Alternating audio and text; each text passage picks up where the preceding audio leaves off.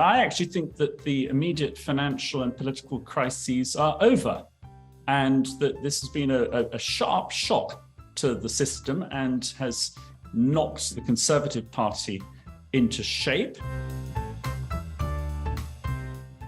Welcome back to BVTV. I'm George Hay, EMEA editor of Breaking Views. I'm joined again from West London by Hugo Dixon, Breaking Views founder. Hi Hugo, good to speak to you again. Good morning, George. Lovely to speak to you too. Great. Well, the topic this week is appropriately enough Britain and its current mess. You've been examining the causes of it, and your sense is that it can be partly explained by the fact that UK politicians and citizens think their country is more special than it actually is. Can you elaborate on what you mean by Britain's delusions of grandeur? Yes, I mean, I think that this is particularly something one sees in the Conservative Party.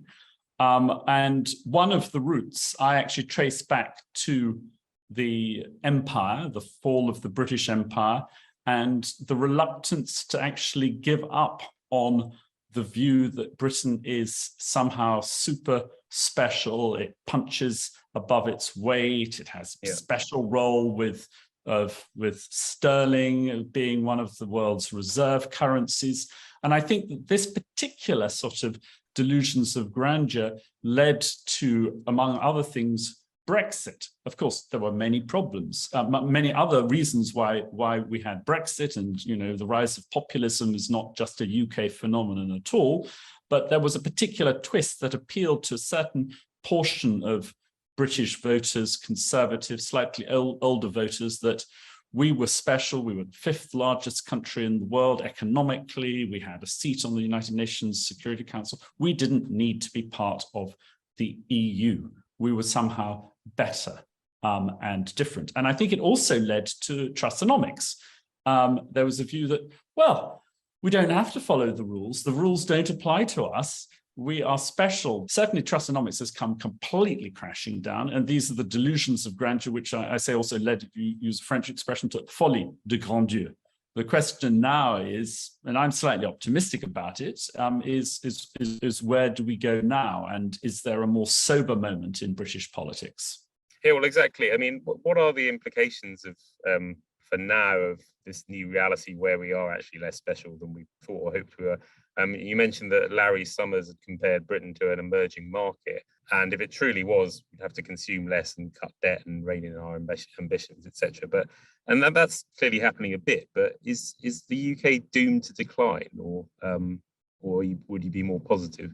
I'm more positive than that. I actually think that the immediate financial and political crises are over, and that this has been a sharp shock to the system and has knocked particularly the Conservative Party into shape. Of course, there were still some delusional backbenchers who were trying to push the idea of a Boris Johnson return to Downing Street. But actually, I say this because I'm an old friend of his, but I mean, I think he has now been humiliated twice in the space of 2 months.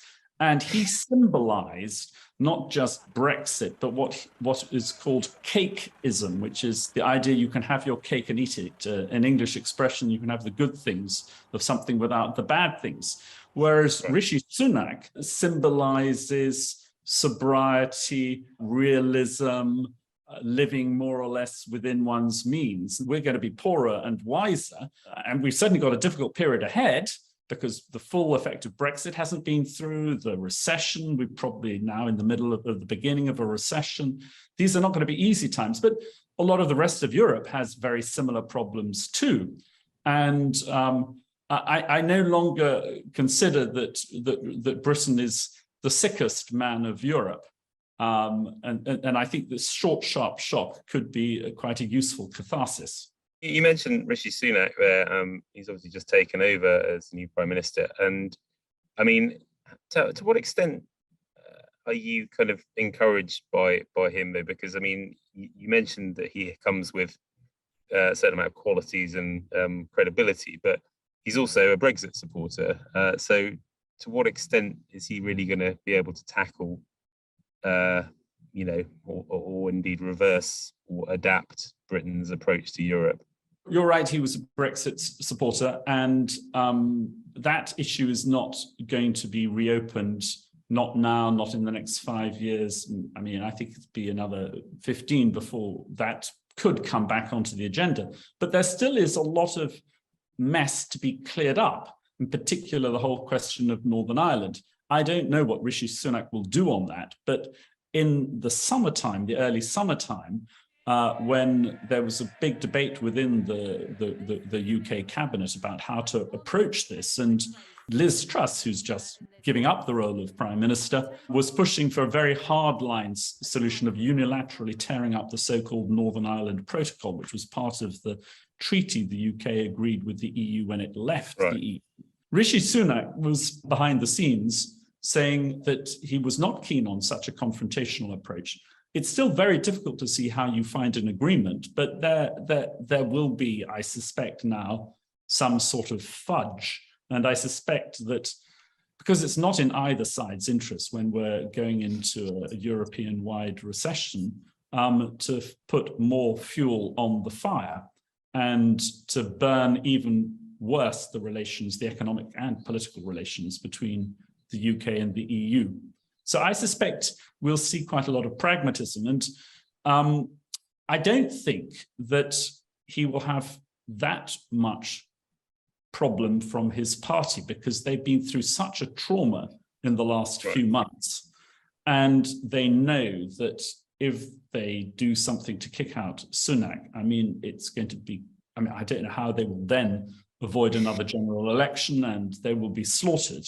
So I actually think he's got from a political perspective, he's moderately strong, and economically he has a bit of credibility, but sort of the decisions that have Jeremy Hunt, the finance minister who took over just a couple of weeks ago, has already put in train. I think that, you know, I think that will sort of pretty much sort itself out. And you have to remember the UK, although we've got a debt problem, our debt problem, we've got less debt as a proportion of GDP than any other G7 country apart from Germany.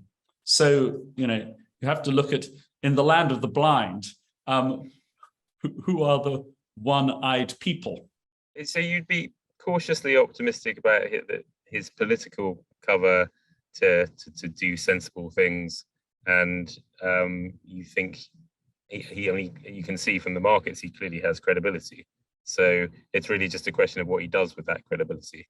But you're confident that he can do something non-disastrous. Well, I am, but just to be clear, I think he's politically, I don't think he's going to have some problem, but that doesn't mean he's got much freedom for maneuver, because essentially he has to do what the markets expect him to do. So that will limit his freedom of maneuver quite considerably on a financial and economic perspective. So I think we'll see sobriety. And I think that this is, you know, this is the first big victory for the bond vigilantes in this market cycle. And I think it's also a warning for other countries. And so I sort of mildly optimistic, because I think we've had our crisis in the UK fast and early, and we're more or less the other side of it in terms of the peak crisis and the sense of doom and gloom. Okay, well, that's a welcome bit of positivity. We'll leave it there. Thanks so much for joining us, as always. That's been BVTV. Thanks for watching.